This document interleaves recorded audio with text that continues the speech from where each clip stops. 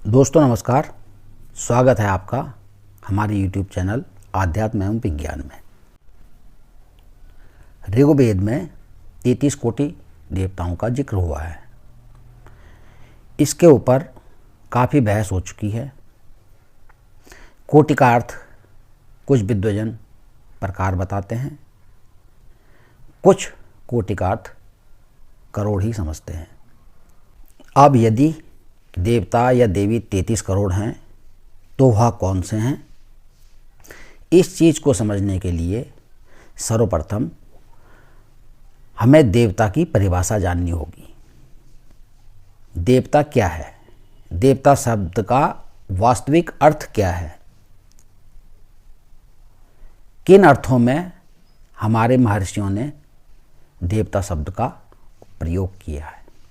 देवता कोई ऐसी शक्ति नहीं होती है जिसकी हम पूजा अर्चना करने से मनचाही वस्तुओं को प्राप्त कर सकें। ऐसा कदापि नहीं है। वह कोई इस तरह का कोई चमत्कार नहीं है कि जो पूजा करने से हमको चमत्कारिक रूप में कुछ भी चीज़ उपलब्ध करा सके। सर्वप्रथम इस चीज़ को अपने दिमाग से हमें निकालना होगा, फिर हम देवता के वास्तविक अर्थ पे जाएंगे।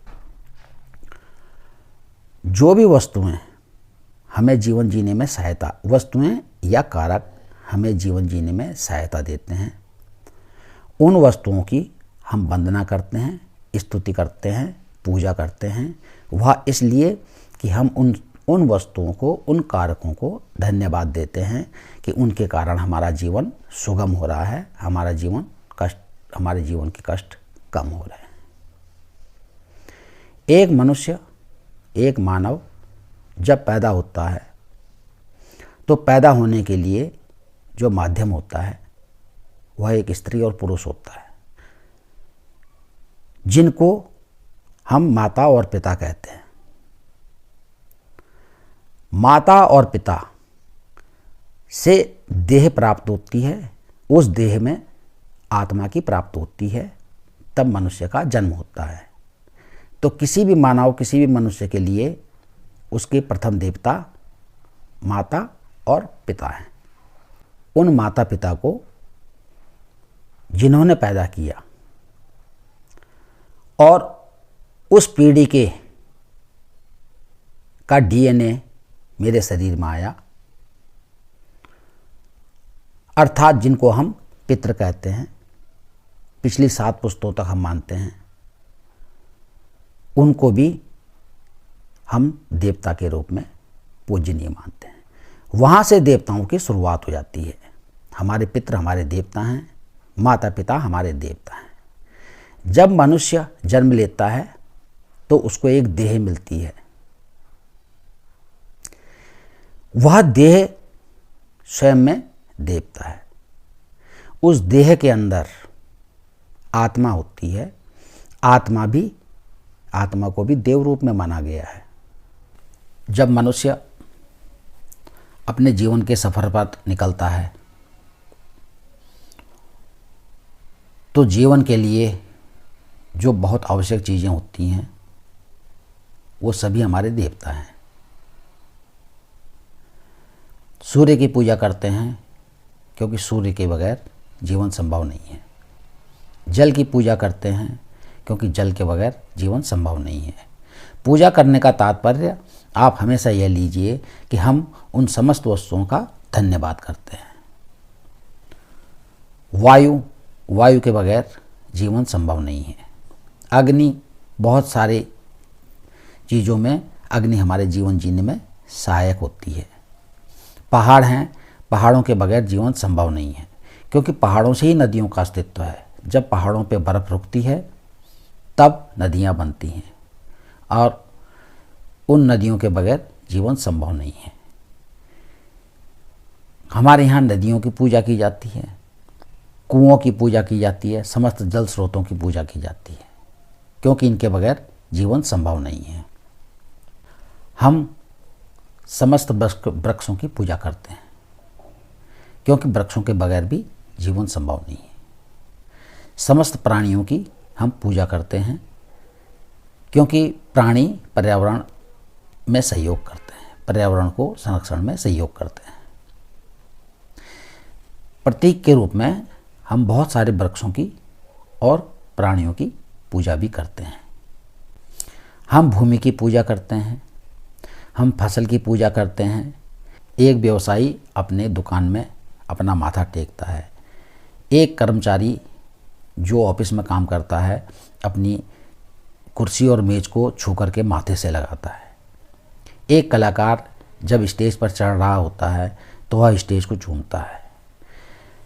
एक कलाकार जो किसी भी इंस्ट्रूमेंट से कोई परफॉर्मेंस देने जाता है वह उस इंस्ट्रूमेंट को अपने माथे से लगाता है। ये सब क्या है? जब हम नया वाहन लेते हैं वाहन की पूजा करते हैं, जब हम घर बनवाते हैं घर की पूजा करते हैं। क्यों? इसके पीछे कारण सिर्फ एक है कि ये समस्त वस्तुएं हमें जीवन जीने में सहायता प्रदान करती हैं। मेरे घर के अंदर रखी हुई समस्त वस्तुएं मुझे किसी न किसी रूप में सहायता प्रदान करती हैं।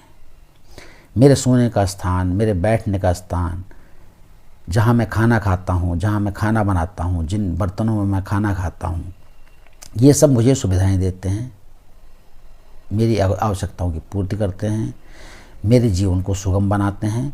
ये समस्त चीज़ें देवतुल्य हैं।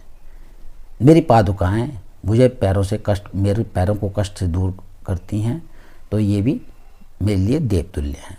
तो देवता का अर्थ आप यह कदापि न लीजिए कि ये वो वस्तुएं हैं जिनकी पूजा करने से कोई चमत्कारिक लाभ होगा।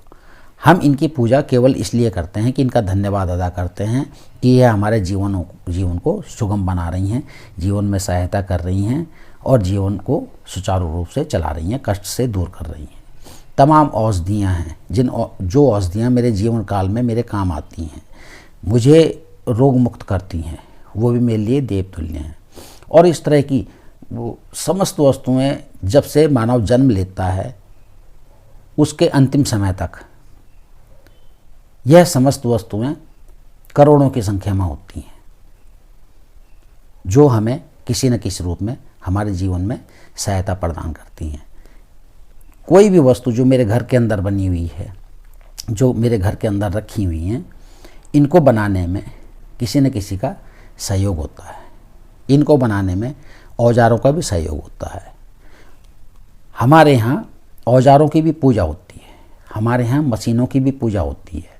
17 सितंबर को हम विश्वकर्मा दिवस मनाते हैं, औजारों की भी पूजा करते हैं और मशीनों की भी पूजा करते हैं। हम इस पृथ्वी पर उपस्थित लगभग प्रत्येक तत्व की पूजा करते हैं, क्योंकि लगभग प्रत्येक तत्व जो मनुष्य के किसी भी रूप में काम आता है वह देवतुल्य माना जाता है। और हमारे महर्षियों ने इसी चीज़ को ध्यान में रखते हुए 33 करोड़ देवी देवताओं का जिक्र किया है। धन और ऐश्वर्य की देवी लक्ष्मी को माना गया, क्योंकि धन जीविकोपार्जन के लिए आवश्यक चीज़ है। विद्या को भी एक देवी के साथ संबंधित कर दिया है, क्योंकि विद्या के बगैर भी जीवन अधूरा है। मनुष्य के अंदर बुद्धि को भी किसी देवता के साथ में जोड़ दिया गया है, क्योंकि बुद्धि भी जीवन जीने के लिए आवश्यक है। साहस, पराक्रम, शौर्य और इस तरह के तमाम सद्गुण, इनको प्राप्त करने के लिए ये हमारे शरीर में हों, इसके लिए हम नवदुर्गा पूजा भी करते हैं और तमाम तरह की पूजा करते हैं। और हम उन अदृश्य इन्हीं समस्त गुणों के लिए हम उन देवताओं की पूजा करते हैं, उन देवताओं का धन्यवाद करते हैं जिनके कारण हमारे शरीर में ये सारे गुण आए हैं। तो इस प्रकार दोस्तों हम देखते हैं कि एक मनुष्य को अपने जीवन में करोड़ों वस्तुओं, करोड़ों कारकों के कारण उसका जीवन सुगम हो पाता है और ये वस्तुएं हमें कष्ट रहित बनाती हैं और हमारी सहायता करती हैं, और यही हमारे 33 करोड़ देवता भी हैं। दोस्तों कैसा लगा आपको वीडियो? यदि अच्छा लगा हो तो लाइक करना, चैनल को सब्सक्राइब करना और हो सके तो अपने सनातनियों भाइयों के बीच में इस वीडियो को शेयर भी करना। वीडियो देखने के लिए धन्यवाद।